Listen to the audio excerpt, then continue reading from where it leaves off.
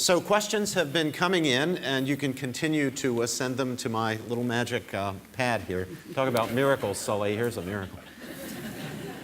I want to begin with one that I think is especially important that has come in. And this came in, Rabbi Dallin, when you were speaking. As we emphasize the relationship between Islam and anti-Semitism, amid widespread fear of religious violence generally associated with Islam, are we at risk of creating an environment where Muslims are at risk of being subjected to the very violence we want to prevent happening to Jews? I do think that's a very, very important question and a very legitimate worry. If you happen to know anything about my own work or Marianne's on the President's Council on Bioethics, we have been very outspoken in defending the rights of Muslims here in the United States and abroad.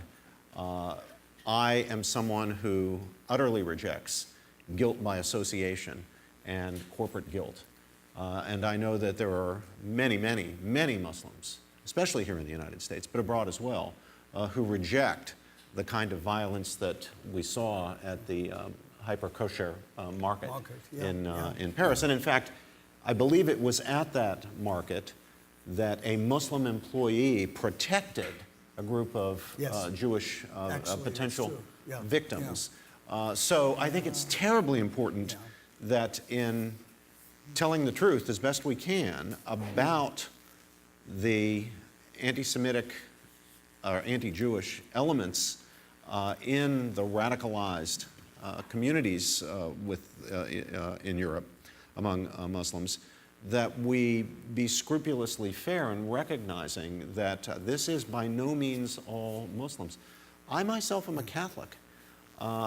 Even as late as my parents' and grandparents' generation, contempt for Jews and Judaism was far from unknown among Catholics.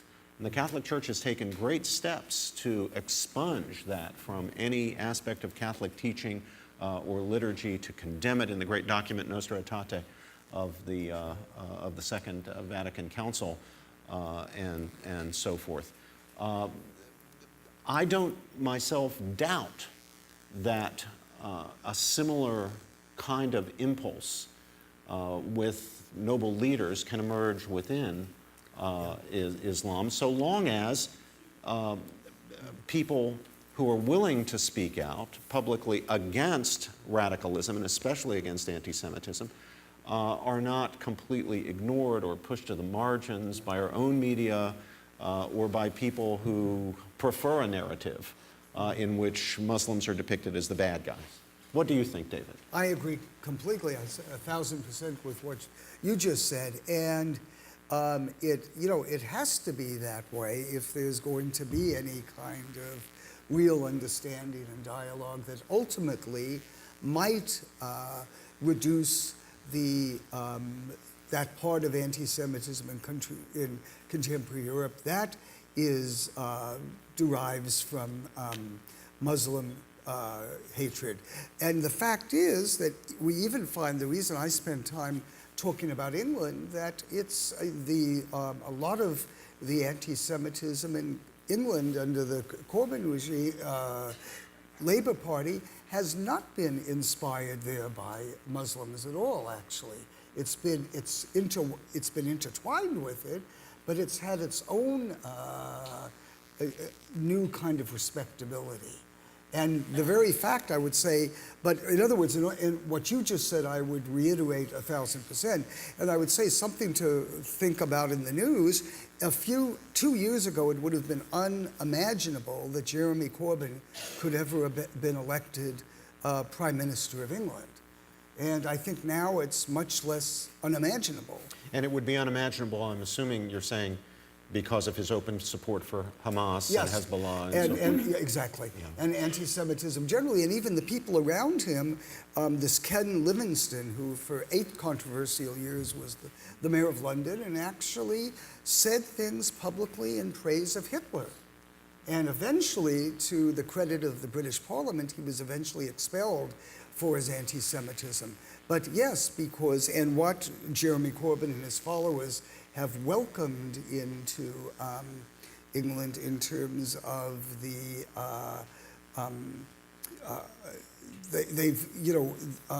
they've welcomed Hamas, Hezbollah, and terrorist groups. But there's something else that I think is interesting: the evil of anti-Semitic literature, which now has had a renaissance across Europe. And this is possibly part of the Islamization of Europe. But the very fact that one of the great ironies that Bernard Lewis from Princeton, I think, was the first to point out at one point, that there today, and for many years, more Arabic translations of Mein Kampf than there are German. And the fact that the Protocols of the Elders of Zion, which is a Tsarist forgery purporting to be a Jewish cabal controlling the world, is something also that is throughout Europe now, is understood as authoritative scholarship, not as the forgery that it David, was. I know there are Muslim leaders, important influential Muslim leaders, who have condemned the elders, the protocols of the elders of Zion. There seems to be, however, a struggle within Islam. It was illustrated by the story that Rabbi Sachs told about his Muslim friend and colleague and his son. The Muslim colleague is fighting against the radicalization of the next generation, including his own children. Including his own children. And I think, and Marianne, perhaps you could speak to this a little bit. I think there's also a problem because when those of us who are not Muslim seek to support those forces within the Muslim community who are speaking out against things like the Protocols of the Elders of Zion, we risk damaging their own credibility within their communities. We had to watch this, I recall, when we were serving on the U.S. Commission on International Religious Freedom. Sometimes association with the U.S., for example, would undermine the credibility of the very people we are wanting to support.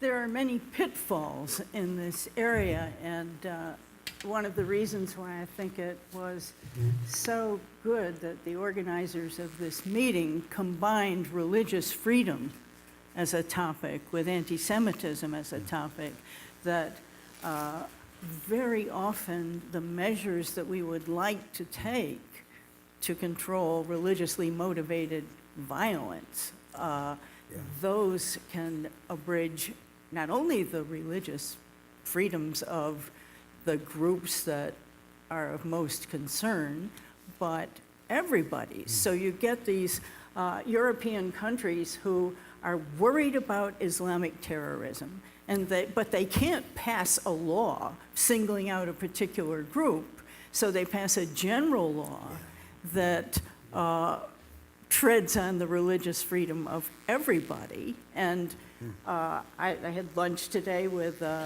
just happened to have lunch with a professor from the Netherlands who was talking about how so many Europeans see this kind of legislation as necessary, even though they know it abridges religious freedom. No freedom is unlimited. But there's a real danger here, and I think it's good that this evening we are focusing not only on anti-Semitism, but on threats to the exercise of religious freedom. Sully, if I can raise this question, or Rabbi Soloveitchik, I should say. Sully's good.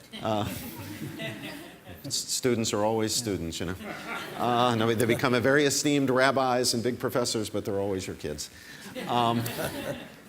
A number of our questioners raise a version of this issue.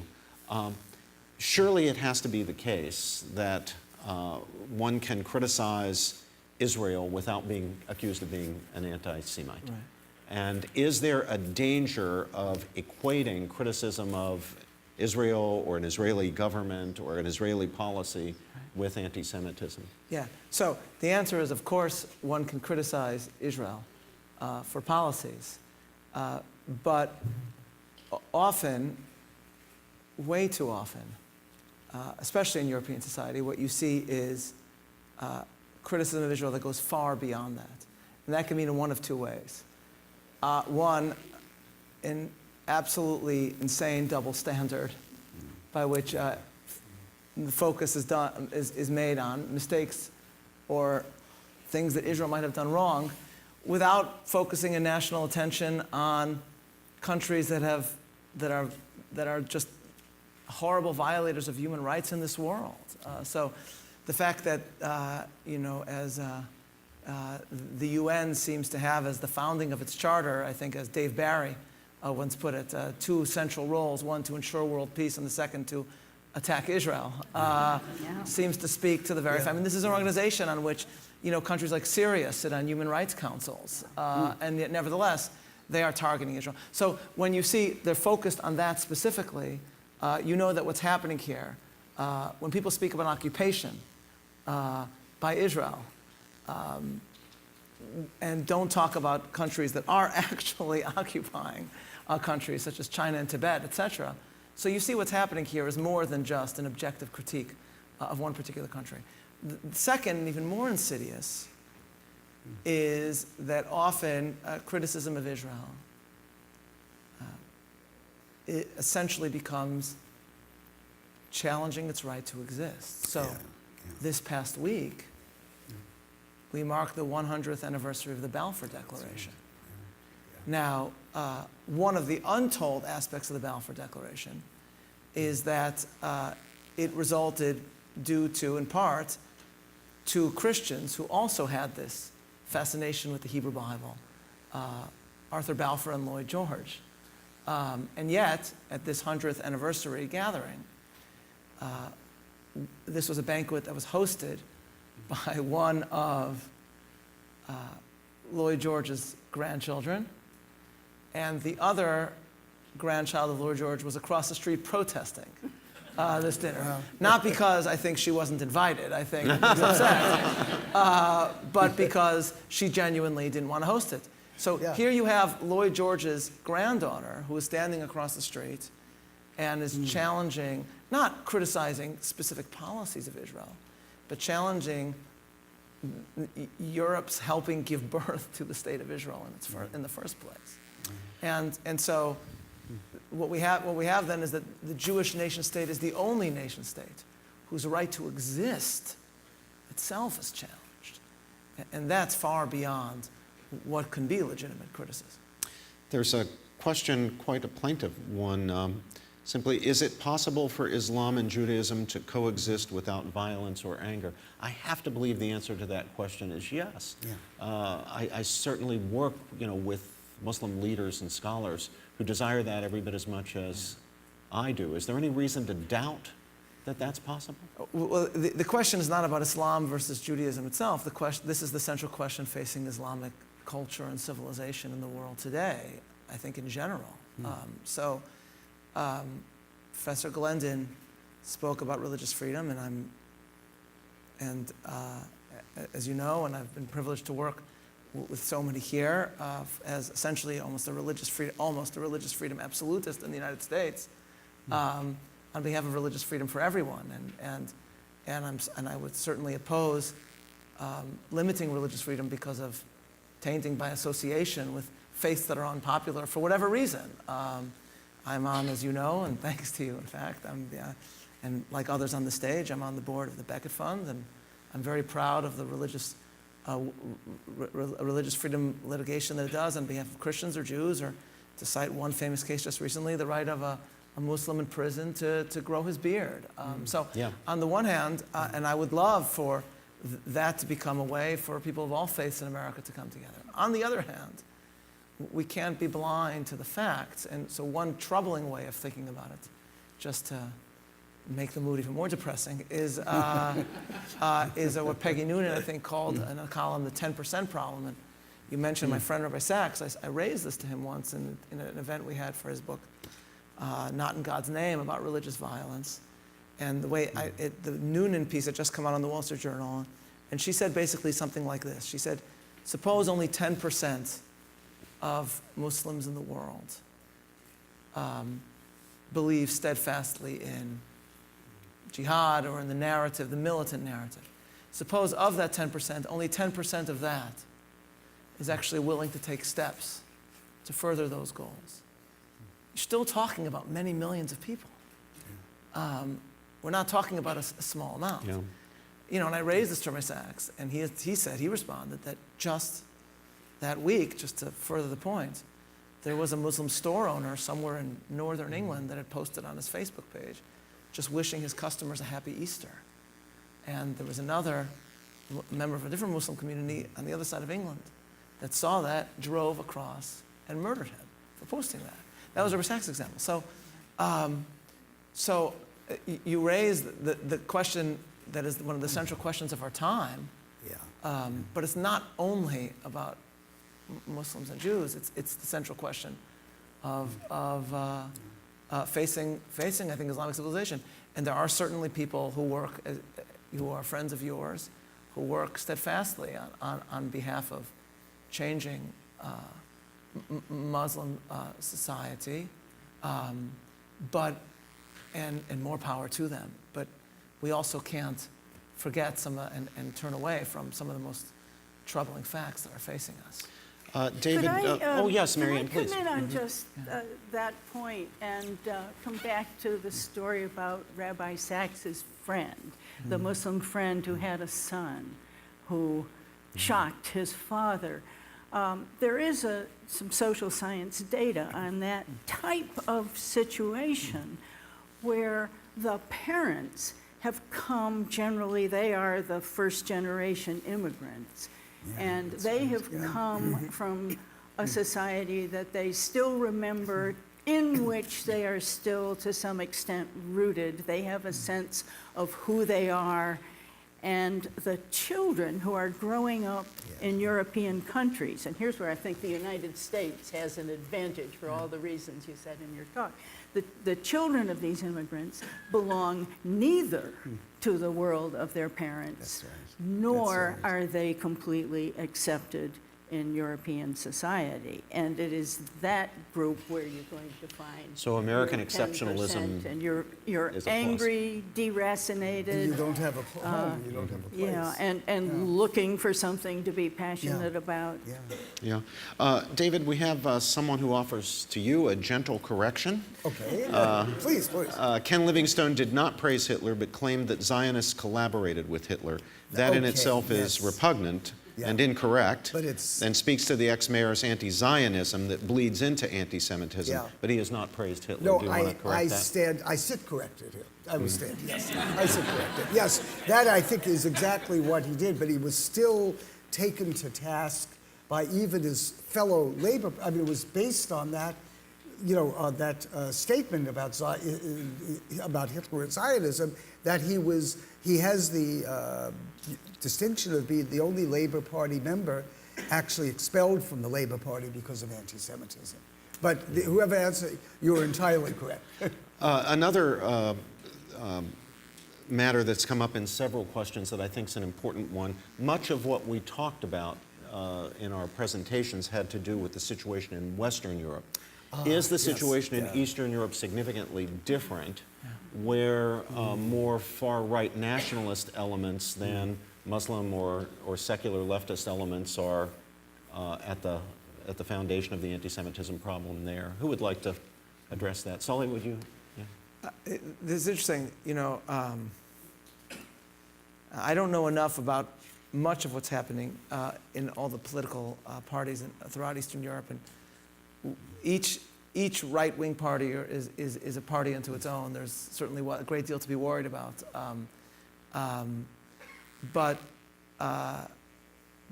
so I can't speak to it directly, but just to put it paradoxically for a moment. I was in former Soviet Union last year, and I was talking to people who work there, and Jews who have business connections there, and met Jews who live there. To some extent, in part because often many of the former Soviet Union states, including Russia, are run by strongmen without the aspects of a free society, which are vital, but also in which can be fundamentally misused by bad people. In certain countries, there are crackdowns on anti-Semitism. That doesn't mean that anti-Semitism is is not felt by those who live there. I can't speak to that. But I think one can, just to be provocative. Usually I try to stay away from provocative statements, but just to be provocative, I think we can just add. Go ahead. Just to add this, I think one can suggest that at the moment it may be safer to be a Jew in Moscow than in Paris. Wow. Wow. Wow. That's, you know, and I think I'd agree with you on that. Yeah. And it is ironic that one would say that today. Yeah. I mean, that is a remarkable statement. Marianne? So here's a curious phenomenon that the author of that Atlantic magazine article on Should the Jews Leave Europe, something that he doesn't even mention, but that is well documented, and that is the sharp rise in pro-Jewish sentiment in key Western European countries, less so in Eastern Europe, and less so in some parts of Western Europe. Spain, I remember, as a country. But in France, the place that we all have identified as particularly troublesome, pro-Jewish sentiment, it's in the 85 to 90% range. Yeah. So you have this curious contrast. And I asked some European friends about it, and you get different responses. Some people say, well, that's because we dislike the Muslims so much that we're starting to like the Jews better. But they also say that this is genuinely an evolution of kind of the good parts of the new Europe that are coming into being. Some of our questions go to the obvious issue. What do we do about it? What do we do about anti-Semitism? And one of our questioners raises this issue. Europe does not have the same sorts of in general, Europe doesn't have the same sorts of civil liberties protections that we have under our Constitution's First Amendment and other provisions of the Constitution. Would it be a good thing for Europe to ban anti-Semitic parties, ban anti-Semitic speech? My natural American response to this is, no, that's not the way to go. That's going to give us more trouble in the end. But what do you think? They do. I mean, many European countries do ban, for example, in France, Holocaust denial is a crime. So I think this is, for those of us who are lawyers, this is a lesson about humility, about what law can accomplish and what it can't. Sometimes when you have an explosion of those kinds of laws, it just tells you that you have a problem and that you can't deal with it. And you know, David Irving, who wrote that, who was involved in this whole trial, the historian went to prison actually for Holocaust denial. Afterwards, that law sent him to prison. But by the way, if I could just interject something else. Sure, David. There's an interesting thing for me. I found that, you know, I've written a little bit about this, but we always take it as axiomatic in the United States that Jews are always and have always been liberal Democrats. And it's interesting that if you go back to if you forget the days that from Lincoln to the 1930s, Jews were Republicans. But what's interesting in England, the anti-Semitism, in the Labour Party, which has been much more dramatic than anything comparable in the Democratic Party in the United States, this has actually resulted in a shift of Jewish voting profoundly. Never since the beginning of the 19th century have Jews in their majority supported the Conservative Party. And I think this is by a recognition that the Labour Party has, just to use a cliche, has just not been good for the Jews of England. And I think that's kind of an interesting, maybe it's an irony, but it's an important index of something. Here's an interesting question. Can you address the issues that globalization brings to the criticism of Israel and practice of religion in general that is based in the synthesis rather than healthy tension between Athens and Jerusalem that Dr. Glendon referenced, perhaps from Manon? What can we do to turn globalization away from its simultaneous tyranny and anarchy that erodes religious freedom and results in anti-Semitism? Do you put any of the blame here on globalization, or do you think that's just a red herring? Globalization of the media has had a huge effect. And we haven't spoken much about the fact that some of this anti-Israel sentiment that crosses the border into anti-Semitism, where do you find its locus in the media and in the, I hate to say it, the academy? Yeah. This one, I think, is meant as a sharp challenge to us. If arguendo, we lawyers would say, for the sake of argument, for the layman, if arguendo, the view that Islam is inimical to the Jew and the Christian and to freedom and democracy, what then? Or can this not even be asked? Well, of course it can be asked, but the reality is, from my point of view, having worked with Muslims in the United States and abroad and with Muslim leaders, there are many Muslim leaders and many American Muslims and many Muslims even abroad who do recognize the problem. Sheikh Hamza Yusuf, the great American Muslim public intellectual, calls it the plague within Islam. And they want to fight for their religion. They want to fight against the plague, what they themselves regard as the plague, which in its most radical form takes the form of terrorism, but even short of that is a kind of politicized Islam that rejects the basic values of freedom and democracy. So yes, you can ask the question, but I think that for me the answer is there are many different things that go under the label Islam. There are many people who claim to speak for the true Islam. Some of those positions are, it seems to me, completely compatible. As much as Judaism or Catholicism or evangelical Protestantism is compatible with basic democratic values. And then, of course, there are others that are not, even if in some cases, not all cases, they pretend to be. Does anyone have anything more to say about that?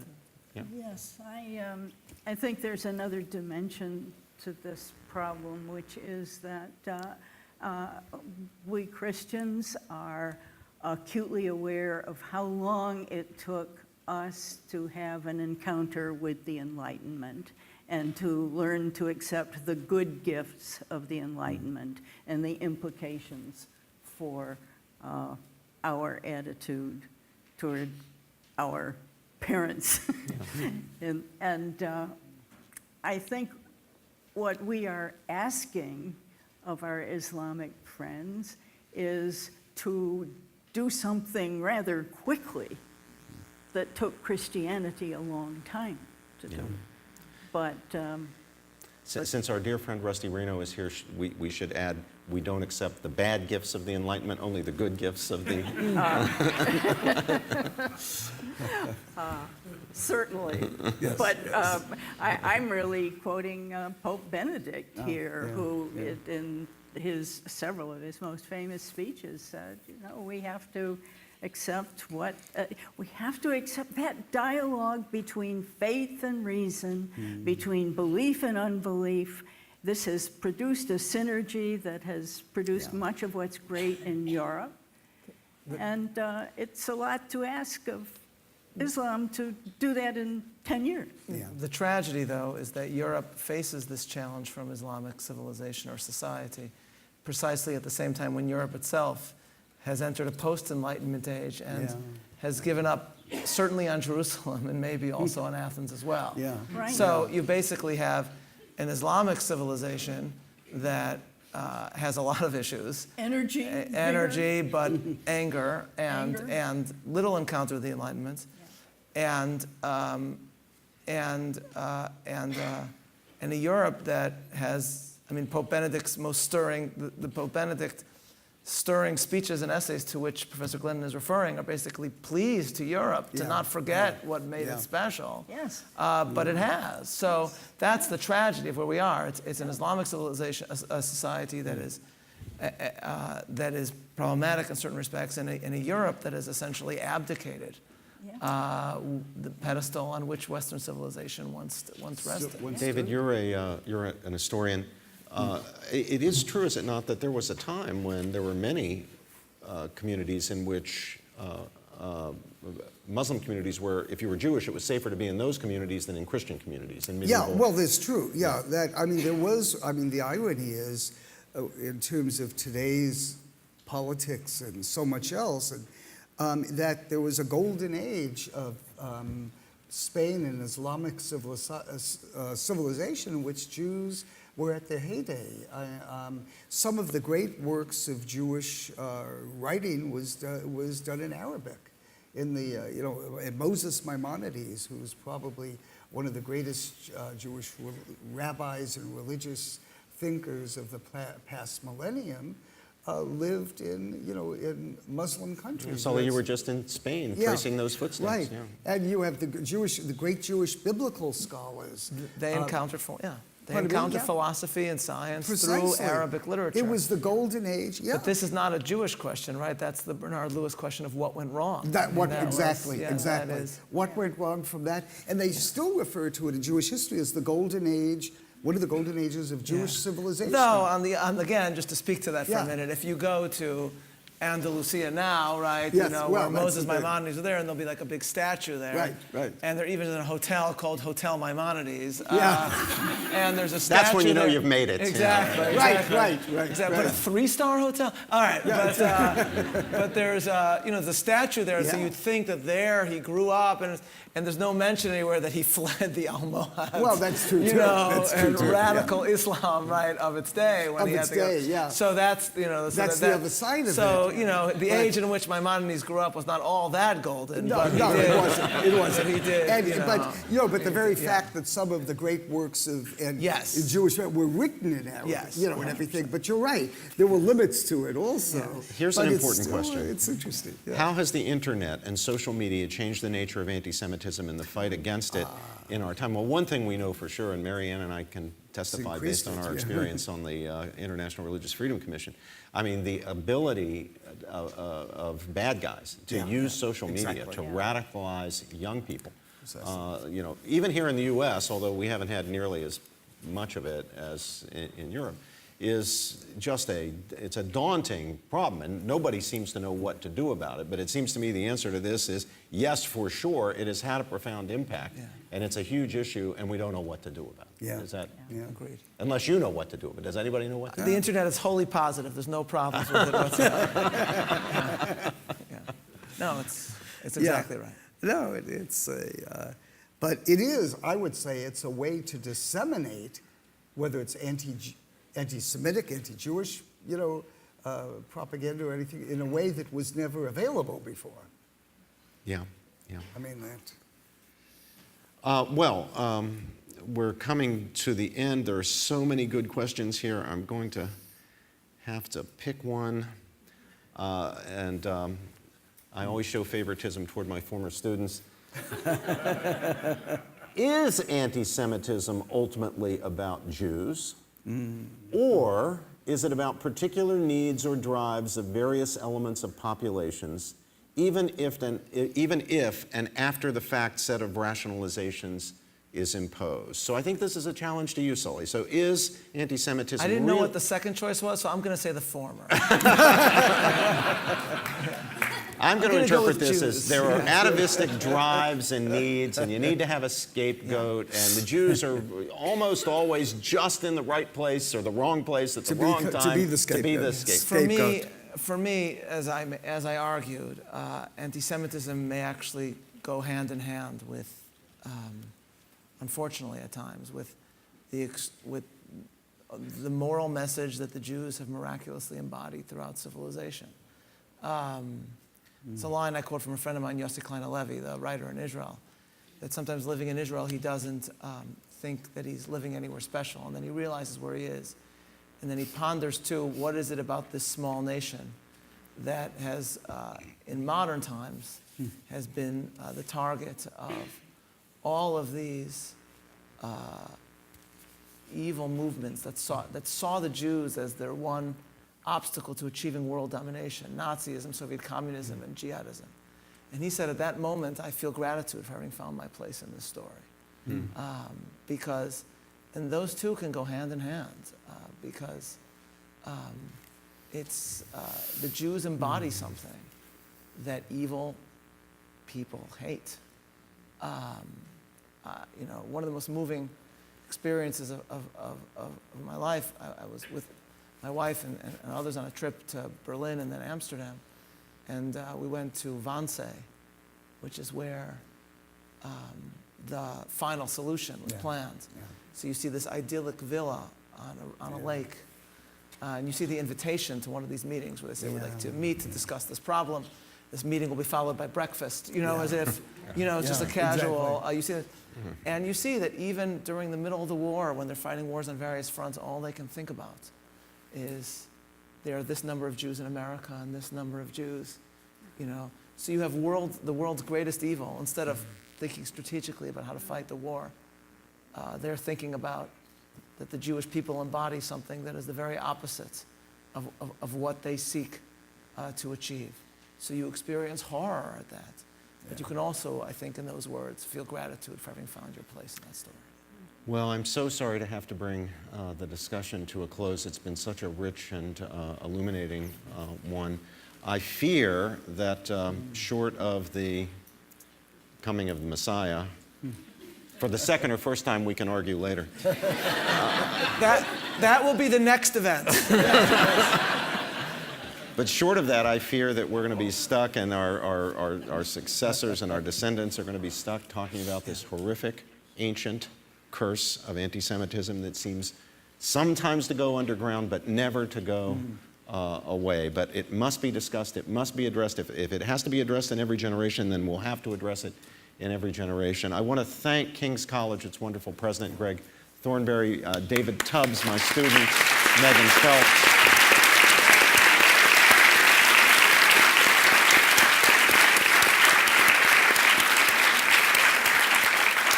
I also want to say special thanks to my colleagues at the James Madison Program in American Ideals and Institutions, and especially Evie Bailing, who has led our side on this project. Thank you, Evie.